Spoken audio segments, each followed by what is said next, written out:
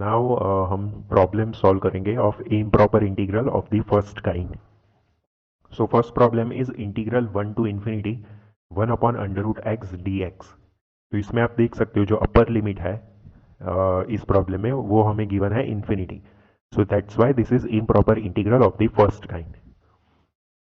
सो इसमें हम क्या करेंगे, इन्फिनिटी की जगह पर b पुट कर देंगे और फिर बाहर लिख देंगे limit b tending to infinity. So we have written limit b tending to infinity integral 1 to b 1 upon under root x dx.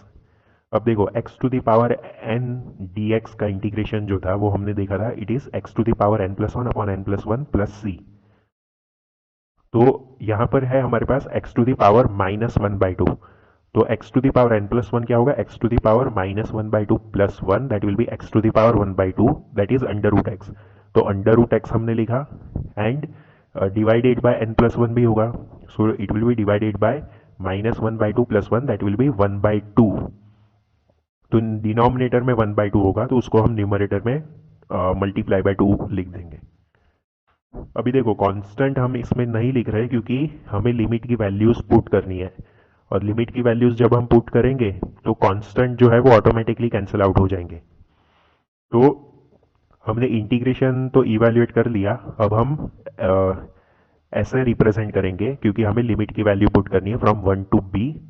अभी ये 2 रूट एक्स जो हमारे पास एक्सप्रेशन है उसमें हम पहले b की वैल्यू मेंशन करेंगे, दैट इज अपर लिमिट की वैल्यू डालेंगे माइनस इस एक्सप्रेशन में लोअर लिमिट की वैल्यू डालेंगे. तो that will be our final expression.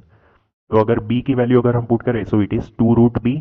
So 2 root b हमने लिख दिया और 1 वैल्यू अगर पुट करें so it will B 2. So minus 2 हमने पुट कर दिया.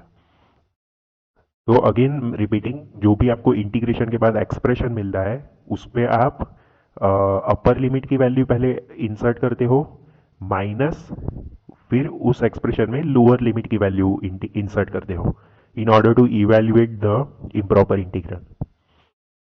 और इसमें कांस्टेंट अगर आप कंसीडर भी करो यानी कि 2 रूट एक्स प्लस सी, तो यहाँ पर फर्स्ट टर्म में प्लस सी होगा और सेकेंड टर्म में माइनस सी होगा तो सी कैंसिल आउट हो जाएंगे. इसलिए जब भी हम इंटीग्रल में upper limit lower limit insert कर रहे हो to in order to evaluate improper integral तो कांस्टेंट को हम कंसीडर करते ही नहीं है, हम सिर्फ जो एक्सप्रेशन हमारे पास होता है 2 रूट एक्स यहाँ पर जो है उसको ही कंसीडर करेंगे.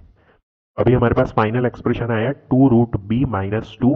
अब इसमें हम जो बाहर हमने limit b tending to infinity है वो वैल्यू इंसर्ट करेंगे.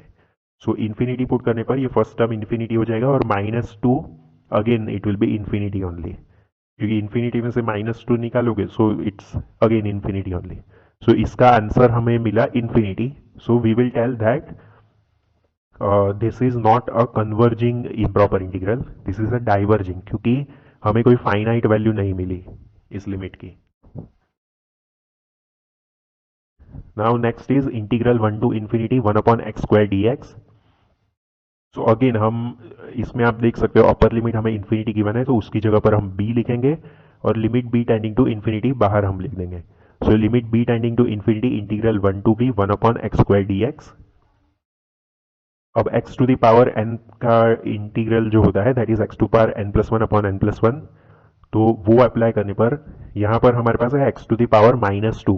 सो x to the power n plus 1 क्या होगा, x to the power minus 2 plus 1 that is x to the power minus 1 which is nothing 1 upon x and divided by x divided by n plus 1 होगा. So that is divided by minus 2 plus 1 that is minus 1. So ये minus sign उसका हमने लिखा है.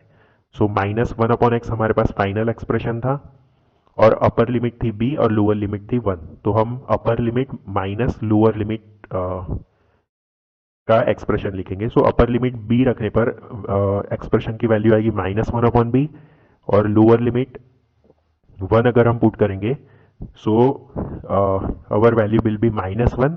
लेकिन minus of lower limit की value put करनी है हमें, मतलब इस एक्सप्रेशन में पहले अपर लिमिट की वैल्यू पुट करेंगे एंड देन माइनस उस एक्सप्रेशन में लोअर लिमिट की वैल्यू पुट करेंगे. सो लोअर लिमिट की वैल्यू पुट करने पर एक्सप्रेशन की वैल्यू तो माइनस 1 आई लेकिन माइनस यहाँ पर भी ऑलरेडी था. So minus minus will be plus that will be plus 1. अब इसमें हम limit b tending to infinity put करें सो ये जो फर्स्ट टर्म है 1 upon b it will become 1 upon infinity, so ये फर्स्ट टर्म हमारा 0 हो जाएगा और remaining will be only 1, so final answer is 1। So इस केस में हमें फाइनाइट वैल्यू मिली लिमिट की, so that means the improper integral is converging. Now next is integral 0 to infinity d x, sorry 1 upon x square plus 1 d x. तो इसमें भी आप देख सकते हो अपर लिमिट जो है वो हमें इन्फिनिटी गिवन है, सो हमने लिख दिया limit b tending to infinity integral 0 to b 1 upon x square plus 1 d x. अब देखो इंटीग्रल 1 अपॉन एक्स स्क्वायर का हमने देखा था formula, that is tan inverse x. So limit b tending to infinity tan inverse x, और इसमें upper limit की value है b एंड लोअर लिमिट की वैल्यू है 0। अब अपर लिमिट की वैल्यू रखेंगे so it will become tan inverse b minus lower limit की वैल्यू रखेंगे दैट इज tan इनवर्स 0। अब tan इनवर्स 0 की वैल्यू क्या होगी, तो वो एंगल जिसके tan की वैल्यू 0 होती है, so which is nothing but 0। So finally हमारे पास एक्सप्रेशन होगा tan इनवर्स b, क्योंकि ये tan इनवर्स 0 तो 0 हो जाएगा।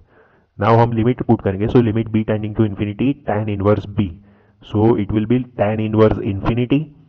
अब इसकी वैल्यू क्या होगी, तो वो एंगल जिसके tan की वैल्यू इन्फिनिटी होती है, तो याद करो tan पाई बाय 2 यानी कि tan 90 डिग्री जो होता है it's value is infinity, so answer will be pi by 2।